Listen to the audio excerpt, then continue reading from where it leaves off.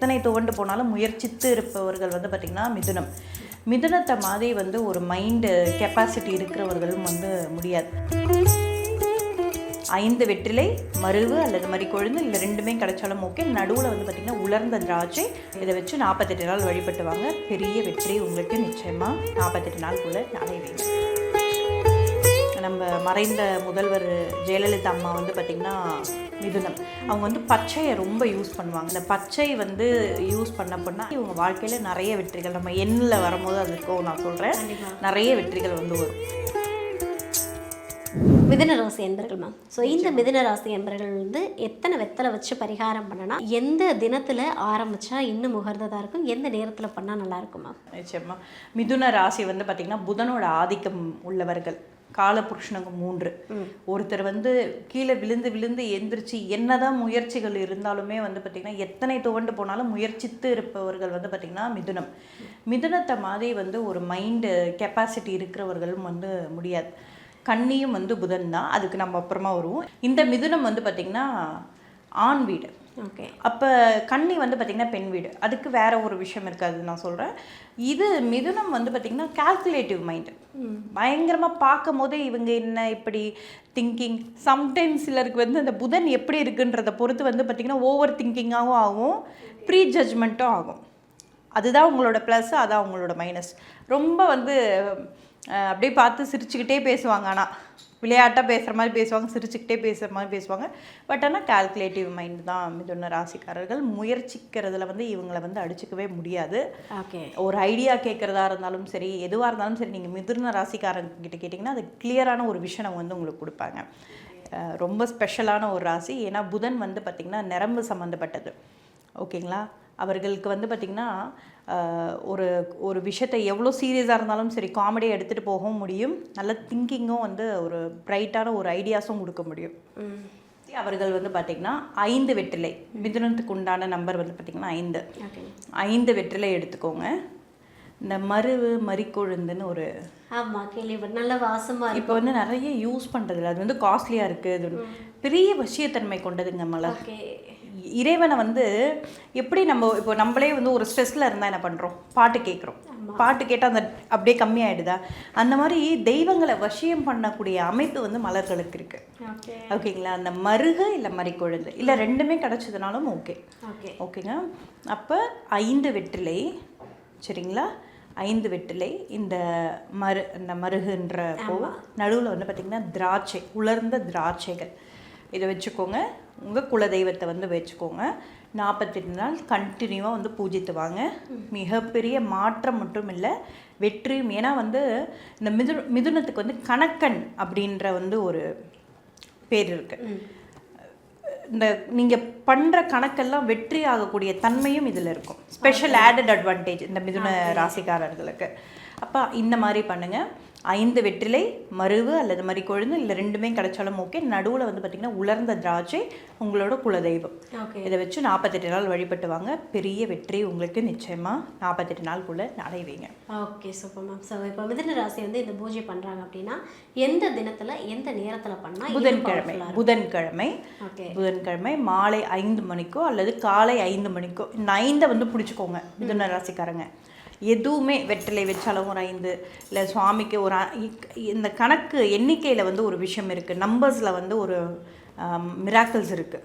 அப்போ இந்த 5 வந்து இயக்கிட்டே இருந்தீங்கன்னா வந்து பார்த்திங்கன்னா உங்களுக்கு ஒரு சுபிக்ஷ தன்மை வந்து இயங்கிட்டு இருக்கும். ஃபார் எக்ஸாம்பிள் வந்து நம்ம மறைந்த முதல்வர் ஜெயலலிதா அம்மா வந்து பார்த்திங்கன்னா மிதுனம், அவங்க வந்து பச்சையை ரொம்ப யூஸ் பண்ணுவாங்க. ஆமாம் இல்லைங்களா, இந்த பச்சை வந்து யூஸ் பண்ண 5 என்ற எண்ணெய் வந்து யூஸ் பண்ண இவங்க வாழ்க்கையில் நிறைய வெற்றிகள், நம்ம எண்ணில் வரும்போது அதுக்கும் நான் சொல்கிறேன், நிறைய வெற்றிகள் வந்து வரும். ஸோ பச்சை நீங்கள் நிறைய யூஸ் பண்ணலாம். 5 எண்ணிக்கையும் வந்து நீங்கள் நிறைய யூஸ் பண்ணலாம் மிதுன ராசிக்காரர்கள். ஓகே, ரொம்ப அற்புதமாக சொல்லிட்டீங்க. அதாவது வந்து வெற்றிலையை வந்து எப்படி வச்சு எத்தனை எண்களோட வச்சு பண்ணாங்க அப்படின்னா அந்த பரிகாரம் சக்ஸஸ்ஃபுல்லாக இருக்கும். பரிகாரத்தை எப்படி பண்ணணும் அப்படின்னு சொல்லிட்டு மிதுன ராசி அன்பர்களுடைய சக்ஸஸ்க்காக நிறைய விஷயம் கொடுத்துருக்கீங்க. சூப்பர்மா. ஒவ்வொரு ராசிக்கும் வந்து பார்த்திங்கன்னா ஒவ்வொரு தனித்தன்மைமா. இப்போ வந்து ஒரு மேஷ ராசி அப்படின்னா அது வந்து ஒரு ஆண் வீடு, ரிஷபராசினா அது வந்து ஒரு பெண் வீடு. அப்போ ஒவ்வொருத்தங்களுக்குமே ஒவ்வொரு மாதிரி, எல்லாருக்குமே ஒரே மாதிரியான இப்போ நிறைய வெற்றிலையில் நிறைய பரிகாரங்கள் வந்திருக்கு. ஆனால் ஒவ்வொரு ராசிக்கும் வந்து பார்த்திங்கன்னா வெற்றிலையும் மலர்களையும் வச்சு இன்னொரு ஒரு பொருளையும் வச்சு நம்ம வந்து எப்படி எளிய முறையில் வந்து நம்ம வீட்டிலேயே இருந்து, ஒரு சிலருக்கு வந்து ஒரு வீடு வாங்குறதுலையோ இடம் வாங்குறதுலையோ பிரச்சனைகள் இருக்கும். ஒரு சிலவங்களுக்கு வந்து பார்த்திங்கன்னா கடன் பிரச்சனையிலேருந்து மீளவே முடியாமல் இருக்கும். பணம் என்னதான் வந்தாலுமே அது சேராமல் இருக்கும். நான் மல்டிபிள் நிறைய பேருக்கு இருக்குது. ஏதாவது ஒரு விஷயத்தை வச்சு இந்த ராசிக்காரர்கள் இந்த மாதிரி பண்ணிங்கன்னா வாழ்க்கையில் நிச்சயமாக அடுத்த கட்ட லெவல் போகிறது மட்டும் இல்லாமல் உங்களுக்கு நல்லாவே தெரியும். அந்த மாற்றம் வந்து நிகழ்கிறது வந்து உங்களுக்கு நல்லாவே தெரியும். அந்த பிரச்சனை அந்த வகையான ஒரு பரிகாரம் தான் இன்றைக்கி நம்ம சொல்ல போகிறோம். Okay, super. இப்போ நான் வந்து நீங்கள் சொல்கிற மாதிரி வீட்டில் நான் அந்த பரிகாரம் பண்ணுறேன்னா எனக்கு என்னென்ன மாதிரியான மாற்றம் நிகழும், எதுலலாம் எனக்கு தீர்வு கிடைக்கும்? அதான் இப்போ சொல்லக்கூடிய ஒரு பரிகாரம் வந்து பார்த்திங்கன்னா, நீங்கள் ப்ராப்பராக பண்ணிட்டு வரும்போது அது ஏதாவது ஒரு விஷயத்தை மல்டிப்பலாக வச்சு கேட்காதீங்க. என் கணவருக்கு நல்ல வேலை கிடைக்கணும், எனக்கு வந்து அந்த மாதிரி மல்டிப்பலாக வைக்காதீங்க.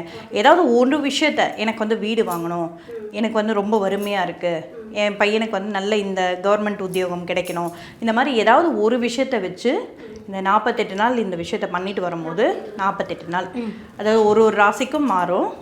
நான் சொல்கிறத கரெக்டாக ஃபாலோ பண்ணிங்கனாலே போதும். கண்ணுக்கு முன்னாடி நீங்கள் வந்து 100% பார்க்கலாம் என்ன மாதிரியான மாற்றங்கள் உங்களுக்கு நிகழுது. நீங்களே வந்து நிச்சயமாக வந்து சொல்ல முடியும். ஓகே, இது வந்து கோவிலில் போய் தான் பண்ணணுமா, வீட்டிலே பண்ணலாமா? வீட்டிலே பண்ணுறது, வீட்டிலே எளிய முறையில் பண்ணுறது. மேம், இப்போ 12 ராசி நேயர்களுக்குமே வந்து ஒவ்வொரு ராசிக்கும் நான் ஒரு பரிகாரம் கொடுக்குறேன் அப்படின்னு சொல்லிட்டீங்க. இப்போ 12 ராசி நேயர்களுக்குமே ஏதோ ஒரு பிரச்சனை இருந்துக்கிட்டே இருக்கு மேம். நான் பொதுவாக வீட்டில் இந்த கடவுள் வழிபாட இல்லை இந்த பரிகாரத்தை நான் டெய்லி பண்ணிட்டு வந்தேன் அப்படின்னா எனக்கு வந்து எந்த பிரச்சனையும் இல்லாமல் நிம்மதியாக வாழ்வேன்னா எல்லாருமே என்ன விஷயம் பண்ணலாம் வீட்டில்? நிச்சயமாக வெள்ளிக்கிழமை எப்பவுமே வந்து ஃபினான்ஷியல் ஆகட்டும், எல்லாருமே ஒரு சமுதாயத்தினரே நீங்கள் வந்து பார்த்துருப்பீங்க. வெள்ளிக்கிழமைனா வந்து அவங்க கடையை திறக்க மாட்டாங்க, வீட்டில் தான் அவங்க பூஜைகள் இருப்பாங்க. எப்பவுமே எல்லா விதமான கல்யாணம் ஆகலையா, பணம் இல்லையா, கடன் தொல்லையா, எல்லா விதமான பிரச்சனைகளுக்கும் நீங்கள் பிடிக்க வேண்டிய ஒரே நாள். உங்களுக்கு வந்து சுக்கிரன் நல்லா இருக்குது, நல்லா இல்லை, சுக்கிரன் இல்லாமல் நம்ம இல்லை, என்னதான் கெட்டு போயிருந்தாலுமே கெட்டு போயிருக்குன்னா அந்த சுக்கிரனை தான் நீங்கள் ஆக்டிவேட் பண்ணணும். அப்போ எல்லா ராசிக்காரர்களுக்குமே வந்து நீங்கள் பிடிக்க வேண்டிய நாள், ஃபினான்ஷியலி நல்லா இருக்கணும், சந்தோஷமாக இருக்கணும், குடும்பத்தோட ஒற்றுமையாக இருக்கணும்னா நீங்கள் பிடிக்க வேண்டிய நாள் வந்து நிச்சயமாக வெள்ளிக்கிழமை. வெள்ளிக்கிழமை மாலை வேளையில் 6 மணிக்கு எடுத்துக்கோங்க.